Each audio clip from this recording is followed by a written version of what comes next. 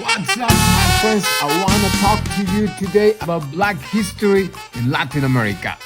Let's go! Facts about Black History Month, Latin American and the Caribbean version. Out of the 10 million Africans that were brought into slavery to this side of the world, 4 millions went to Brazil, 5.5 millions went to Mexico, Latin America, and the Caribbean. 388,000 came to the United States. Today, we are 133 millions. We're thriving. We survive. So slavery started as a big business for colonizers, right? There's a lot of stories about slavery where we can find, for example, things that makes us feel a little bit uncomfortable, like the fact that a lot of black people were selling actually their own people as slaves, right? And the slave trade was created because there were people looking for slaves and there were people willing to sell their own people as slaves. Regardless, out of all the millions of slaves that were taken from Africa, not every single slave made it to the Americas. I don't know if you guys know that, but many of them died in the journey from Africa to the Americas. You know, the living conditions on those boats, the way they were treated, I can't imagine. I have no idea what that was like, but I can tell you something. I can still see the trauma of those actions 500 years ago in a lot of people today. Trauma is a real thing. Trauma occupies a space, demands for energy, and it takes you down whenever you want to.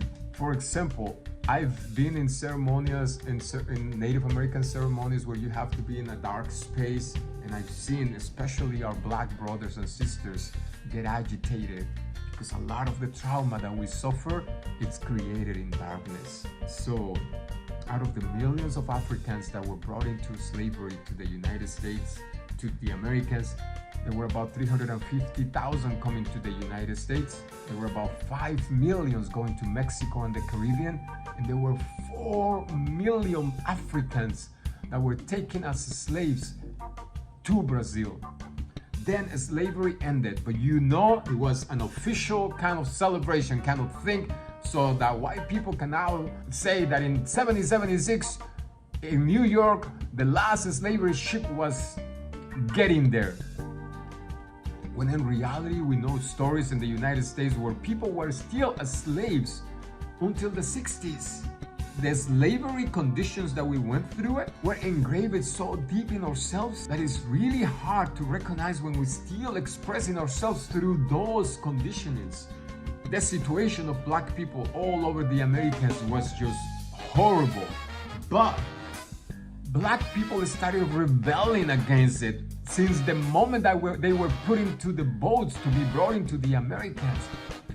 Black people started organizing themselves right away when they got to the Americas. They started organizing rebellions, and that's how Palenque in Colombia was created. Bencos Biojo, the black slave that escaped with some friends and family and created what is still until today a black town in Colombia. This is not Africa. This is San Basilio, Palenque, Colombia.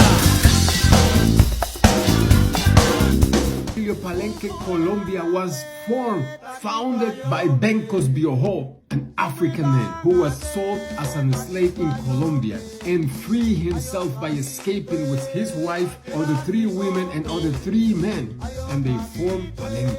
Once they formed Palenque, Bencos Biojo formed an intelligence network and used the information to organize more escapes and guided the newly freed people into their liberated territory. Palenque is a place without police. What? Black people and no police? How many times we have heard that we were savages in Africa? Come on, man.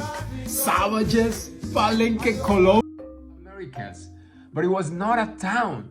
Palenque was founded as a nation. Bencos Biojo did not found Palenque to be part of Colombia. It was later taken into Colombia and became part of Colombia, and now we call it the first free town in the Americas, but it was actually the first effort to create a black nation in America. And Palenque today is still a beautiful concept. Go check it out, please. Google Palenque Colombia. But also then we moved to Mexico and we have Yanga in Veracruz, Mexico. Guinea, Africa, and Mexico, Veracruz have in common? I'm about to tell you, man. Gaspar Yanga in 1609 was a black man living in Veracruz, Mexico, and he was a slave. He was also the leader of the Yang tribe from Guinea, Africa. He and his people organized themselves and freed themselves in 1618, not only gaining their freedom, but also gaining their land.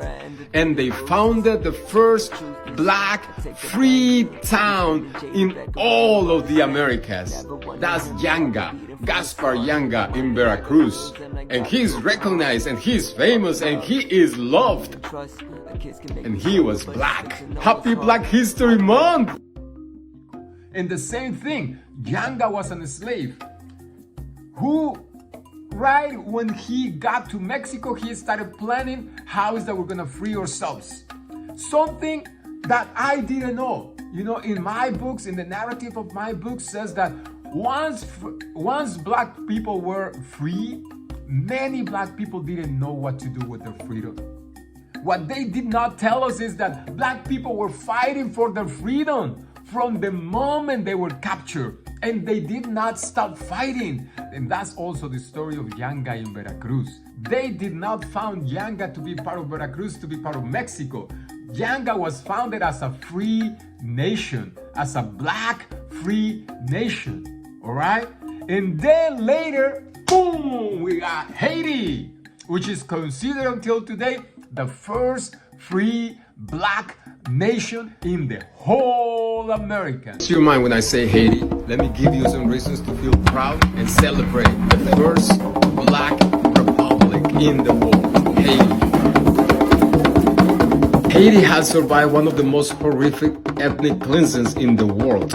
In 1492, Christopher Columbus founded the Hispaniola. It was the beginning of a wave of colonizers coming into the island, exterminated the Taino natives through violence and Europeans' decision. In 1697, French took over Haiti and Africans were brought to be the fully producers but not owners of the wealth. Haitians called to revolt. 1791, the revolt started, and people like Toussaint Louverture, a general and a leader of the Haitian Revolution, Jean-Jacques Dessalines, claiming Haitian independence in January 1st, 1804. And this way, black people liberated black people in Haiti, the first black republic in Haiti. And Haiti has such a rich connection with all of the other black diaspora, especially in Central and South America. We're gonna talk about that, but Haiti was a superpower. It helped us all. It protected us all. It tried to bring us all together as a black nation. It makes me wanna cry. I swear to you, it makes me feel something inside me to know that we never believed that slavery was okay. That we never believed that that was all we were. That we never give up, and that we never stop to try and reaching out for more black people to liberate it, to tell it like you better than this, man. Haiti, beautiful Haiti, amazing Haiti. So in the next video, I'm gonna tell you more about Haiti and the things that Haiti did for all of the Afro diaspora in Central America. And then if you jump from all of these stories all the way to the 60s in Berkeley, California, you find the Black Panthers, the most amazing movement ever created in the United States, the Black Panthers. Just the concept, just to know that this existed, it makes me believe even stronger that we are going to change all this, that we are going to be okay, and we are going to survive in a very nice way, in a very humane way, in a very together way.